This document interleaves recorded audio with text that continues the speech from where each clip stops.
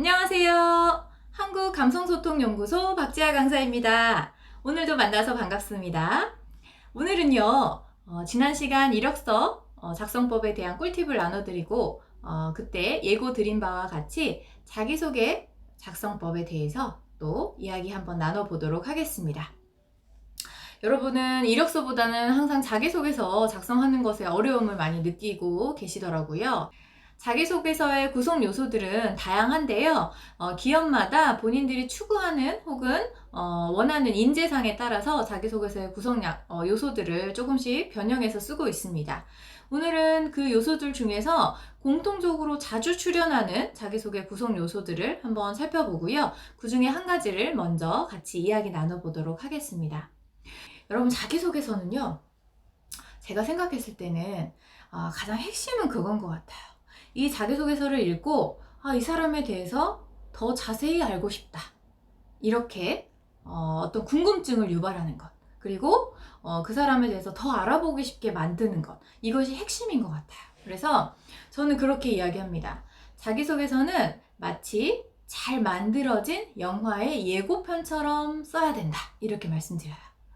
여러분, 보통 영화 보기 전에 예고편이 먼저 상영되잖아요. 그러면 우리는 그 영화가 개봉되기 전에 그 영화를 볼지 말지 결정을 하는 것은 사실 그 예고편을 보고 결정하는 경우가 많습니다.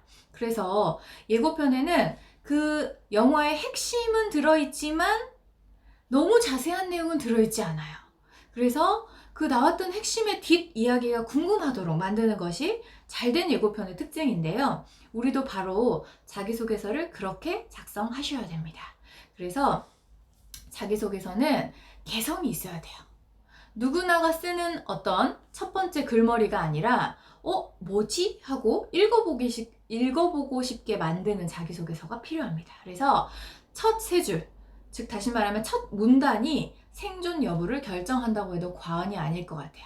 그래서 자기소개서는 항상 첫머리를 자신만의 헤드라인을 만드셔야 돼요. 여러분, 뉴스 기사 같은 것들도 클릭하기 전에 어떤 거 먼저 보세요?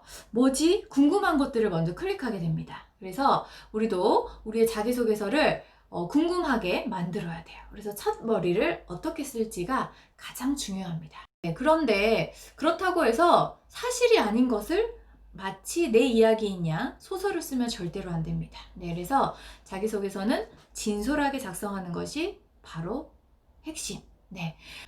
네, 이 자기소개서는 미리미리 시간을 두고 작성하시는 게 가장 좋은데요.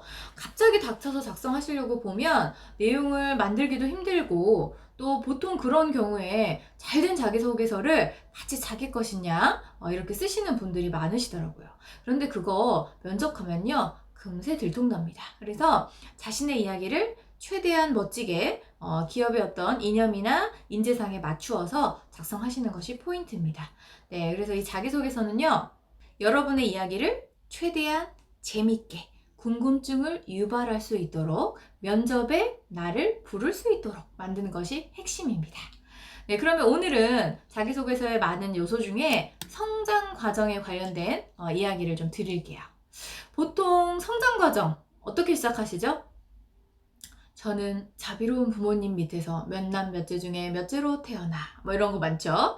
네, 그런데 사실 이런 평범한 시작은 좋지 않아요.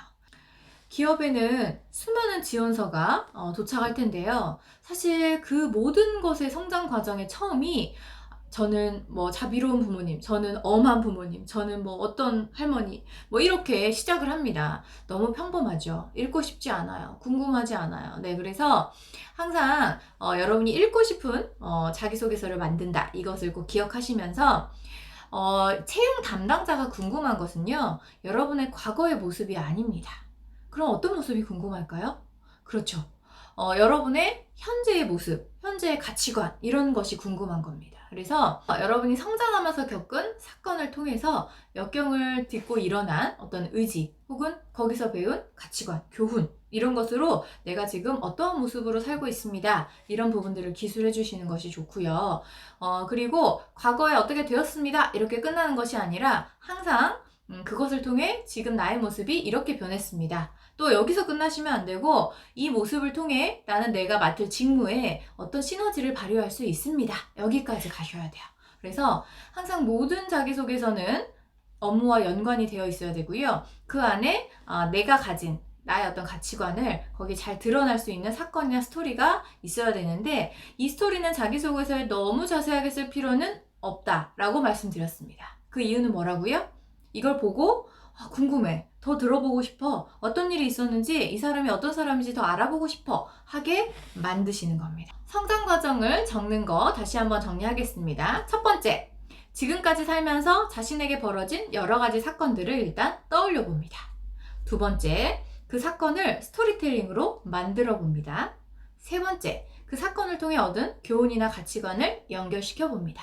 네 번째, 그 교훈이나 가치관과 현재 하고자 하는 직종의 관련성을 연결시켜 봅니다.